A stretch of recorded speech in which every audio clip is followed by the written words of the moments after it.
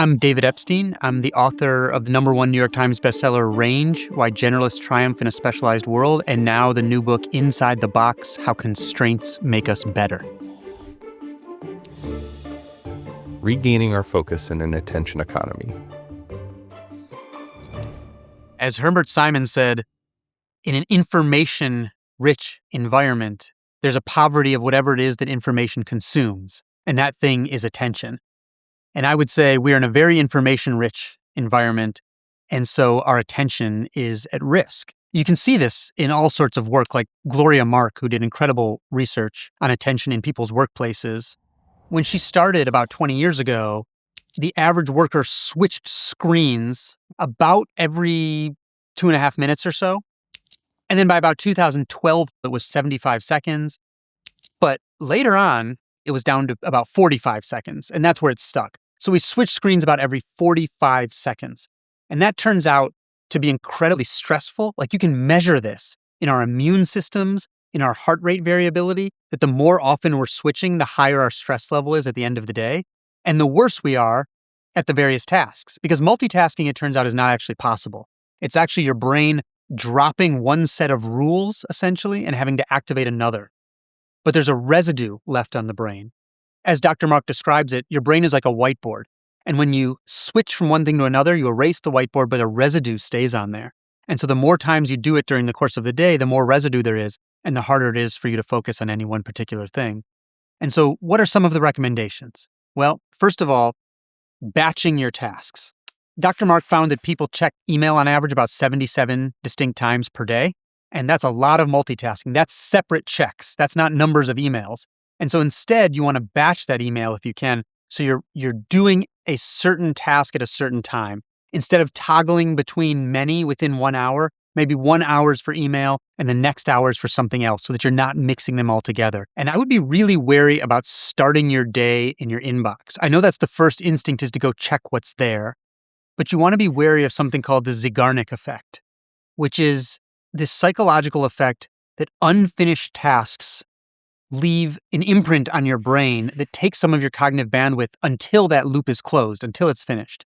And because your inbox is probably a source of an unlimited number of unfinished things, you might not want to be starting your day that way, because you'll already be using up some of that cognitive bandwidth that you might want to focus for other projects. Doesn't mean you can't do your email, but maybe shift it after you've done some of whatever the most important task for the day is.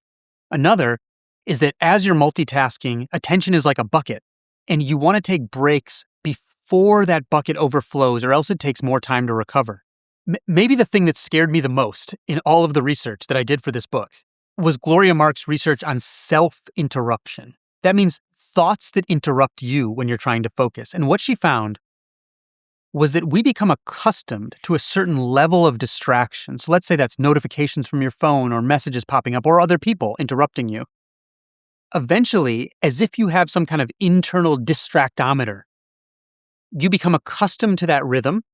And then if you put away all those distractions and silence your notifications and say, now I'm going to focus, you will simply self-interrupt with intrusive thoughts at the same rate to which you've become accustomed.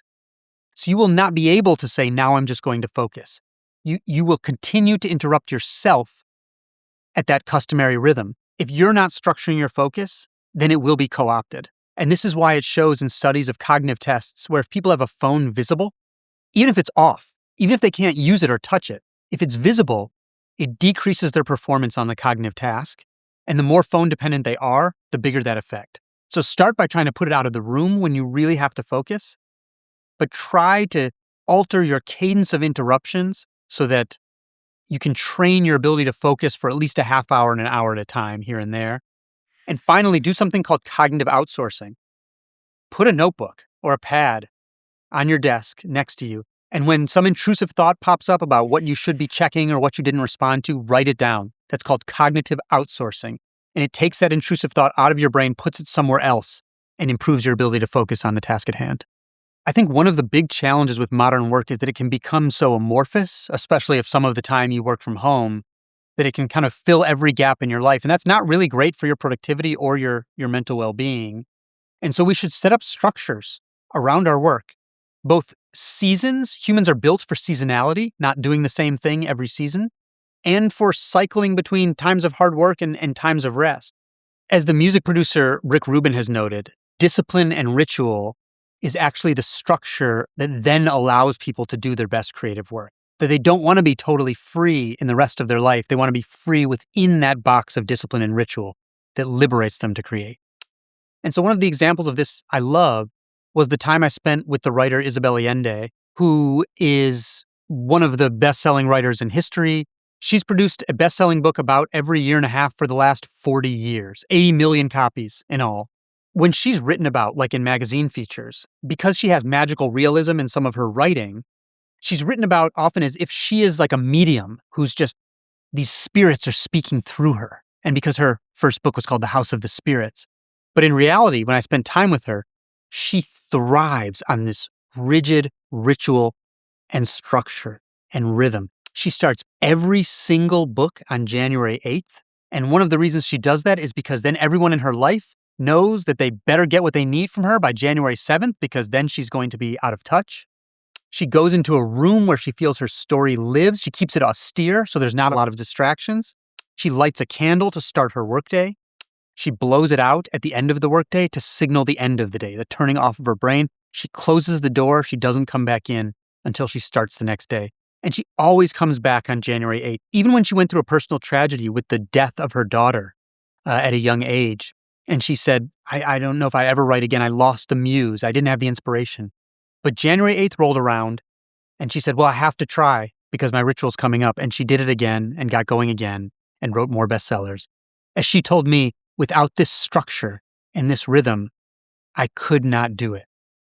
So from the outside, it seems that her creation is this story of boundless creativity, but really it's one of boundaries that channel her focus, that give her life seasonality and ritual, that keep bringing her back and back and back and back again, and empower her creativity rather than stifling it. I myself, as an independent writer in the 21st century, have also had this experience of living with more freedom and autonomy than almost anyone in history, but then have had the experience of going back and putting some constraints in my life in place, and those making me thrive in a way that total freedom absolutely did not. When I started working on Range, I was working as an investigative reporter also at ProPublica, but toward the end of the book, I left that job because I wasn't going to be able to finish the book. I was thinking I'd go back, but then the book kind of took on a life of its own, and I went on my own. And that was a dream in many ways, because for years it had been my goal to get complete autonomy as a professional, to be able to spend every minute of my day in the manner of my own choosing. And so that's what I did. I had total freedom. Fast forward about 2 years of that, and I realized there is absolutely such a thing as too much autonomy.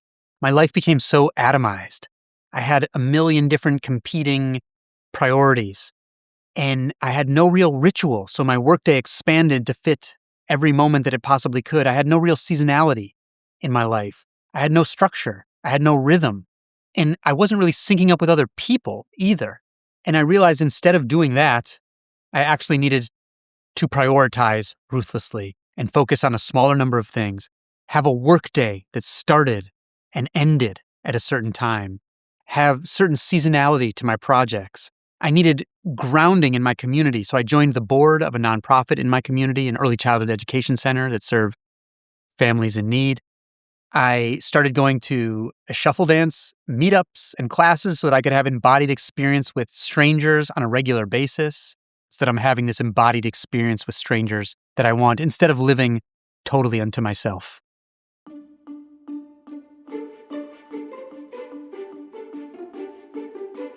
Want to support the channel? Join the Big Think members community where you get access to videos early, ad-free.